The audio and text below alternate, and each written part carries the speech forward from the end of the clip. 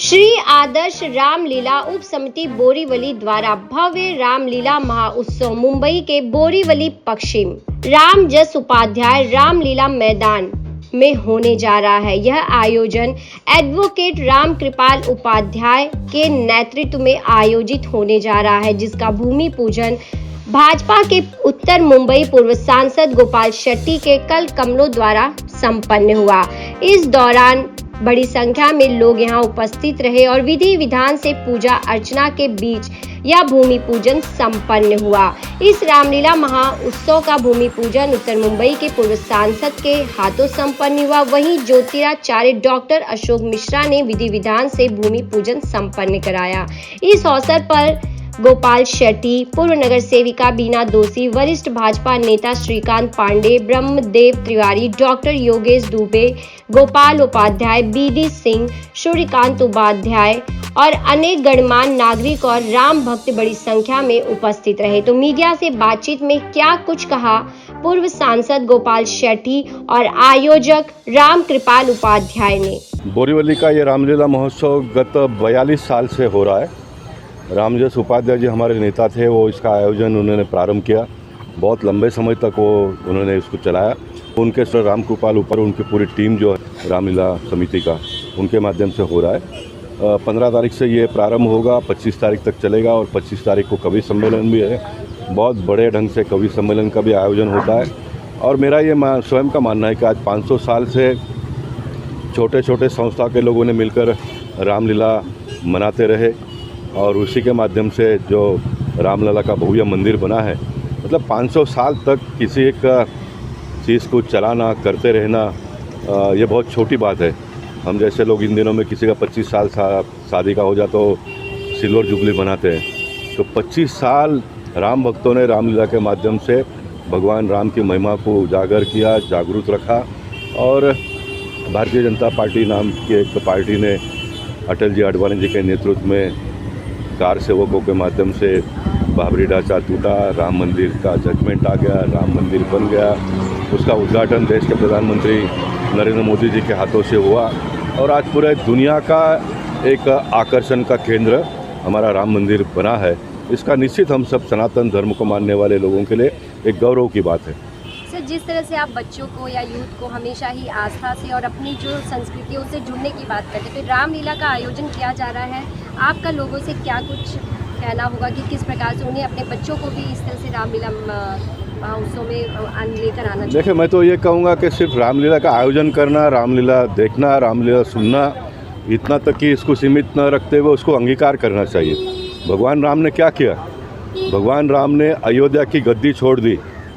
आज पार्टी में किसी को एक पद नहीं मिला तो क्या क्या गड़बड़ हो जाता है, क्या क्या प्रॉब्लम खड़े कर देते हैं। तो भगवान राम ने गद्दी छोड़ दिया, 14 साल का वनवास किया, हाँ, लंका में जाकर लड़ाई की और लंका जीत लिया। सोने का लंका जीतने के बाद में भी भगवान राम ने उसको छोड़ दिया। उन्होंने कहा कि ये सोने की लंका से तो मेरा जन्मभूमि मेरे लिए बहुत महान है। ये रामलीला का आयोजन इसलिए करना है कि हम आगे आने वाली पीढ़ी को भगवान राम की जो सोच थी, भगवान राम ने जो सनातन धर्म, हिंदू धर्म के लिए जो त्याग तपस्या किया, उसको हम सब लोगों ने अंगीकार करने के लिए रामलीला देखना चाहिए, समझना चाहिए, उसका आयोजन करना चाहिए। सबसे पहले तो सब राम भक्तों को जय श्री राम, जय श्री राम, ओम नमो नारायण। और आज हम इस जगह संगठित हुए हैं इस माध्यम से।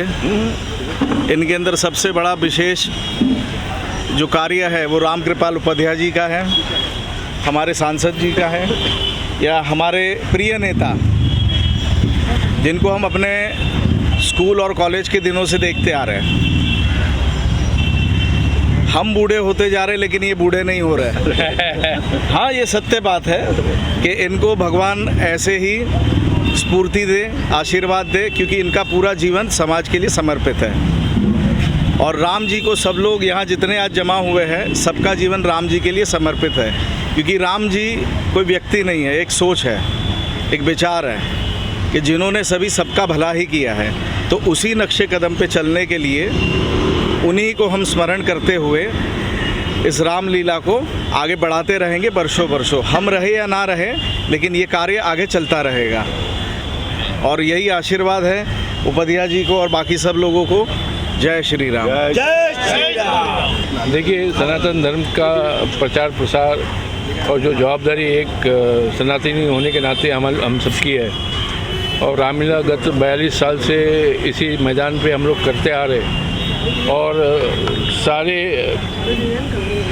समाज, हिंदू समाज इस रामलीला से जुड़े हुए हैं, और हम चाहते हैं कि वो लोग ऐसे कार्यक्रमों में बढ़ चढ़कर हिस्सा ले। उनको भी पता होना चाहिए कि राम का चरित्र, राम का आदर्श, उन्होंने जो कार्य अपने जीवन में जो लोगों को सिखाए, वो कैसे अपने जीवन में उसको अंगीकरण करना चाहिए।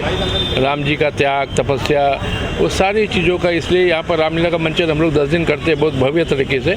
उसका आज भूमि पूजन हम लोगों ने यहाँ पर किया। एक प्रयास है आगे वाली पीढ़ी को हमारी संस्कृति से, यह एक प्रयास है आगे वाली पीढ़ी को हमारी संस्कृति से अवगत कराने का। हमसे प्रयास कर रहे, बाकी तो भगवान भोलेनाथ मालिक है। जब इसकी पहली शुरुआत हुई थी तो किस सोच के साथ की गई थी, और इतने लंबे वर्षों से जो लगातार जारी है? जैसे कि आपको बताया, गोपाल जी ने भी बताया, सभी लोग बताए, और यहाँ पर एक अपने राम जी की महिमा पूरे देश भर में अलग अलग स्थानों पर रामलीला का आयोजन किया जाता है। जिस तरह से नवरात्रि उत्सव का कार्यक्रम किया जाता है, उसी तरह से राम जी का भी रामलीला करते हैं। तो सोच यही था कि अपने सनातनियों को इकट्ठा करना, धर्म के लिए प्रचार प्रसार करना, संस्कृति का बढ़ावा देना, आने वाली पीढ़ी, आने वाले जो जनरेशन्स हैं, उनको कैसे राम के माध्यम से, मंच के माध्यम से उसको जोड़ा जाए और राम जी की महत्व उनको समझाया जाए। आजकल के बच्चे क्या है, वो यूट्यूब में, इलेक्ट्रॉनिक मीडिया उसमें वो फंसे रहते हैं, उनको समय नहीं मिलता। लेकिन हम चाहते कि इस माध्यम से वो लोग भी आए, अपने घर में 2 घंटा समय, 1 घंटा समय देंगे तो उनके भी आने वाली जनरेशन में काफ़ी फ़र्क पड़ेगा, उनकी सोच में, विचार में भी फ़र्क पड़ेगा।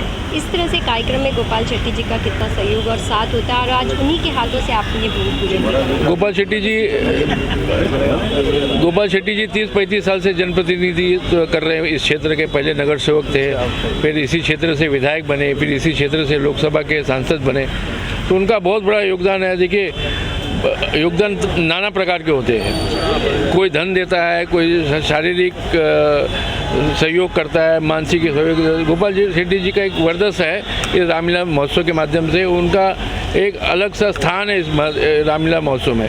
वो अपने ढंग से हम लोग को आशीर्वाद देते रहते हैं, प्रेरणा देते रहते हैं कि आप ये कार्य करते रहिए। कभी भी मैं जाऊंगा मिलने तो बोले, राम के पाल भी 2 साल में रामलीला नहीं हुई थी, मेरा कुछ घर के कारण की वजह से नहीं हुआ था, लेकिन इनका मानना था कि राम के पाल तुम घर से बाहर निकलना चाहिए और ये काम आपको करना है, ये आपकी जवाबदारी है, और ये जो बाबूजी की जो धरोहर है इसको आगे बढ़ाते रहना चाहिए।